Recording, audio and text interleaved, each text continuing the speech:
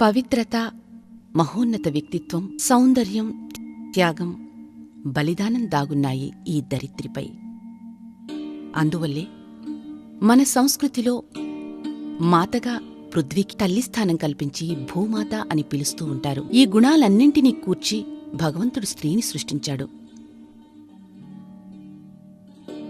భూమాత కంటే పెద్ద స్థానం స్త్రీకి తల్లి రూపంలో లభించింది. నారీ త్రైలోక్య జనని, నారీ త్రైలోక్య రూపిణి, నారీ త్రిభువనధారి, నారీ శక్తి రూపిణి. కాలచక్రం తిరిగింది. ప్రాచీన కాలం నుండి భారతీయ సంస్కృతిలో స్త్రీని దేవ సంస్కృతికి జనని, శిల్పి, విధాత స్థాయిలో సన్మానించేవారు. బ్రహ్మ, విష్ణు, మహేశ్వరులతో సమానంగా సరస్వతి, లక్ష్మి, దుర్గాదేవిని పూజించేవారు.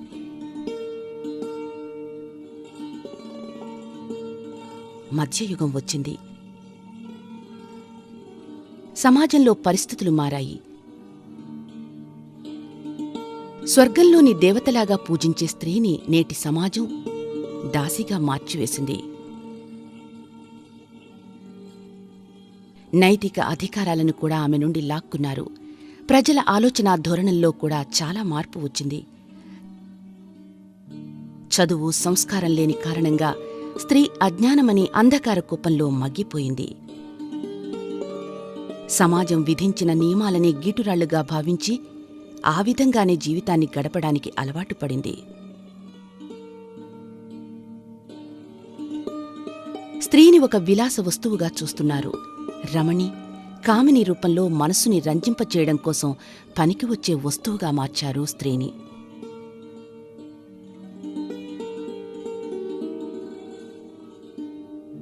గీతాలు, కార్యచిత్రాల్లో, ఫోటోల్లో, అభినయంలో, నృత్యాల్లో, సాహిత్యాల్లో స్త్రీని శృంగారభరితంగా వాడుకుంటున్నారు.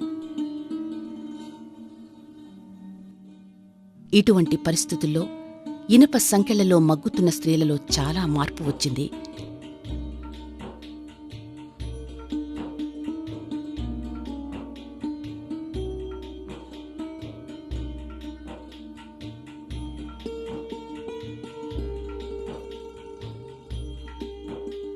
ఆధునిక యుగం వచ్చింది. స్త్రీ పురుషులతో సమానంగా చదువుకుంటుంది. కాని ఈ చదువు ఆమెకు సంస్కారం నేర్పడం లేదు. స్త్రీ విముక్తి ఆందోళన పేరుతో ఆమె పురుషులతో సమానంగా అన్ని రంగాల్లోనూ పోటీపడుతోంది. వేషధారణ కూడా మగవాళ్లలాగా చేసుకుని వాళ్లు చేసే పనులు కూడా వాళ్ల నుండి లాక్కుని చేయడం, ప్రేమ, వాత్సల్యం, ఆప్యాయతలను పంచే స్త్రీ ఇలా చేసి దీనికి కారణంగానే తానే దిగజార్చుకుంది. సమాజంలో ఎక్కడ చూసినా అత్యాచారాలు, వ్యభిచారం వంటివి పెచ్చు పెరిగిపోయాయి.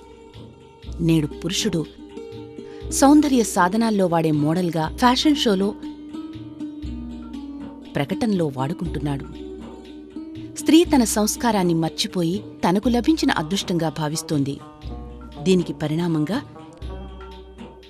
ఇక్కడ కూడా స్త్రీ అన్యాయం పాలయ్యింది. తన సౌందర్యం ఆమె పతనానికి దారితీస్తుందా? ఆమెను అకారణంగా బలిచేయడం మన ప్రగతికి నిదర్శనమా? మనం ఈ పరిస్థితుల నుండి స్త్రీని వెలికితీసి ఆమెకు గౌరవమైన స్థానాన్ని కల్పించాలి.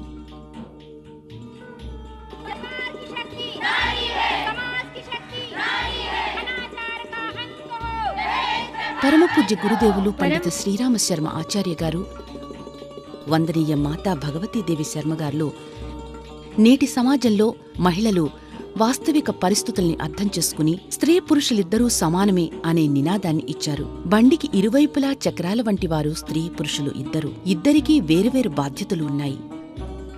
స్త్రీ భావనలకు మూలం అయితే పనిచేయడం పురుషుడి పని. ఒకటి లేనిదే ఇంకొకటి సంపూర్ణం కాదు. ఒక చక్రం కనుక పనిచేయకపోతే బండి నడవదు.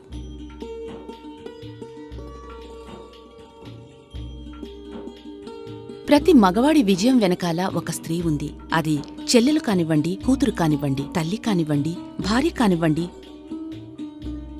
శివాజీ అంతటి ఖ్యాతి గడించడానికి కారణం అతని తల్లి జిజియాబాయి. పక్కదారులు తొక్కిన తులసీదాసుని అతని భార్య రత్నావళి మార్చింది. స్త్రీ ఏ విధంగా కావాలంటే ఆ విధంగా పురుషుని తయారు చేసుకోగలదు. సమాజాన్ని, దేశాన్ని ముందుకు తీసుకెళ్లగలిగే సామర్థ్యం ఒక్క స్త్రీకే ఉంది. 20वीं शताब्दी कन्याओं की शताब्दी है। अगली शताब्दी 21वीं शताब्दी में जितने भी राज जाएंगे और काम करेंगी, बड़ी करेंगी, सब महिलाएं करेंगी। पुरुषों का तो देख लिया कि पुरुषार्थ, हम बड़े पुरुषार्थी हो तो तुम डाका डाल सकते हो, मार सकते हो, हत्या कर सकते हो, कसाई का काम कर सकते हो, जल्लाद का काम कर सकते हो, शराब पीने का काम कर सकते हो, किसी बहन बेटी की इज्जत उतार सकते हो। तुम भले आदमी का कुछ काम करोगे, ये माताएं करेंगी। అందుకని స్త్రీ తన బాధ్యతను తాను తీసుకుని వాటిని స్వీకరించాలి. పురుషుడితో పోటీపడ్డం మానేయడం అన్ని విధాలా మంచిది. నారీ జాగరణ అంటే అర్థం స్త్రీ తన వైశిష్టాన్ని తాను గుర్తించటం, తనలో ఉన్న భావ సంవేదనల ఆధారంగా తన ప్రతిభా సామర్థ్యాలతో సమాజాన్ని, దేశాన్ని అభ్యుదయ పదం వైపు నడిపించడానికి సహాయకారిగా కావాలి. తన అధికారాలను గుర్తెరిగి తన కర్తవ్యాలను శ్రద్ధగా నిర్వర్తించాలి.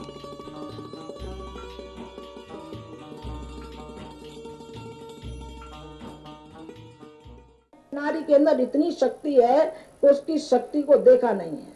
दुर्गा भी वही थी और सीता भी वही थी और सावित्री भी नारी थी और जीजाबाई भी नारी थी। ये नारी ही है, ये नारी का ही दिया हुआ संसार है। यदि नारी नहीं होती तो ये नर कहाँ से आ जाते, और ये संत कहाँ से आते, ये ऋषि कहाँ से आते, और जो भगवान कहे गए हैं राम और कृष्ण और बुद्ध, ये सब कहाँ की देन है? ये नारी की देन है ना। तो वो नारी कहाँ विलीन हो गई? अरे कहीं विलीन नहीं हो गई बेटियों, आप में बैठी है, बिल्कुल आप में बैठी है।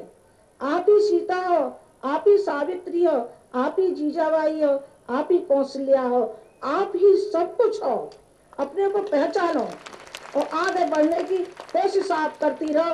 आपका सहयोग, आपकी मदद, हम दिल जान से हम आपकी मदद करते रहेंगे। తను పోగొట్టుకున్న గౌరవాన్ని తిరిగి స్త్రీ పొందడానికి పురుషుడు అన్ని విధాలా ఆమెకు సహకారాన్ని అందించాలి. దీంతో భారతదేశ పేరు ప్రఖ్యాతులు మళ్లీ తిరిగి నిలబెట్టుకోగలుగుతుంది.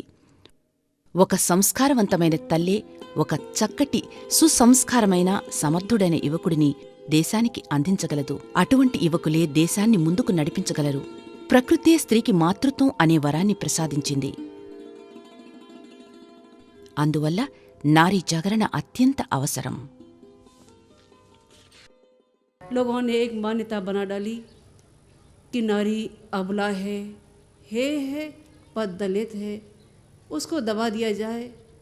लेकिन नारी की गरिमा को जब याद किया जाए तो 1 मील के पत्थर अपने आप में गढ़ते हुए चले जाते हैं। नारी जीवन का शानदार अतीत जब याद करते हैं, पौराणिक काल को देखते हैं उठाकर, तो लगता है विद्या की देवी सरस्वती की तुलना में और कोई देवता नज़र आते हैं और कोई देवता नज़र आते नहीं।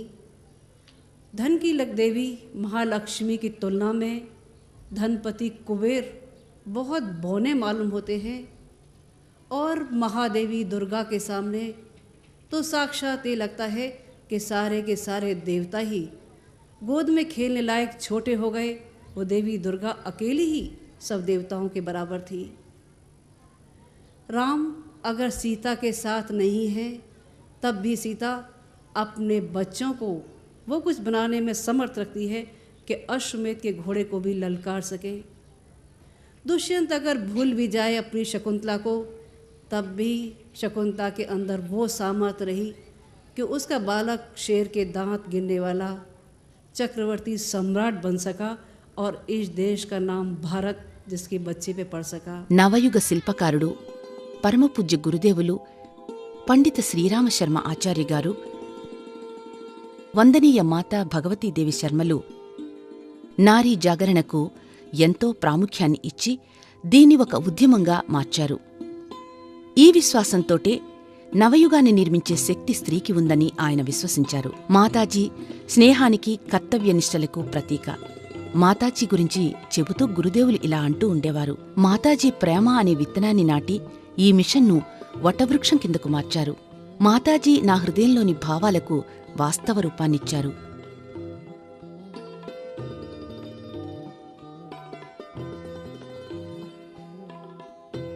స్త్రీ దారి తప్పితే మళ్లీ తిరిగి తన వాస్తవ స్వరూపాన్ని గుర్తుచేసి ఆమెకు గౌరవ స్థానాన్ని కల్పించే ఉద్దేశంతోని నారీ జాగరణ ఉద్యమాన్ని శాంతికుంజ్ మొదలుపెట్టింది. ఇక్కడి నుండి ప్రపంచం మొత్తానికి ఈ ఉద్యమం వ్యాపించింది.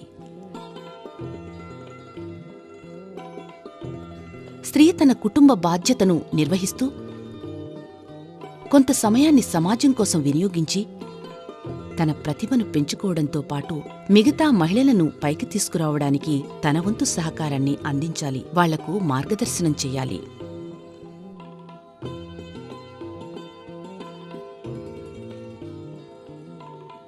కఠిన పరిస్థితులను ఎదుర్కోవడానికి తగిన సామర్థ్యాన్ని, ఆత్మబలాన్ని పెంచుకోవాలి.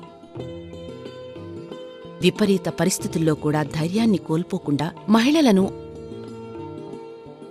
ఆర్థికంగా స్వతంత్రులుగా చేయడానికి శాంతికుంజ్లో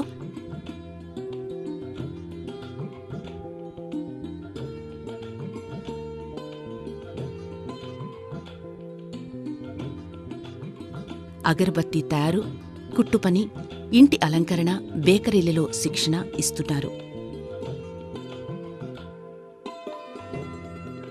వ్యక్తి నిర్మాణం, పరివార నిర్మాణం, సమాజ నిర్మాణం కోసం వ్యవహార శిక్షణ ఇస్తున్నారు. ఈ శిక్షణ ద్వారా మహిళ తన వ్యక్తిత్వాన్ని నిర్మించుకుని, ప్రతిభను నిరూపించుకుని అగ్రగామిగా నిలబడగలుగుతుంది.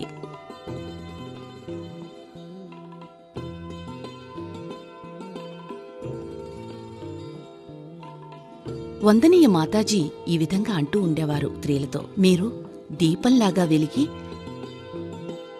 ఇతరులకు కూడా ప్రకాశాన్నివ్వండి. ఒక దీపంతో మరొక దీపాన్ని వెలిగించండి. ఓ మాతృశక్తి, నీ ప్రకాశంతో అంధకారమైన ఈ ప్రపంచం మళ్లీ వెలుగు విరజిమ్ముతుంది.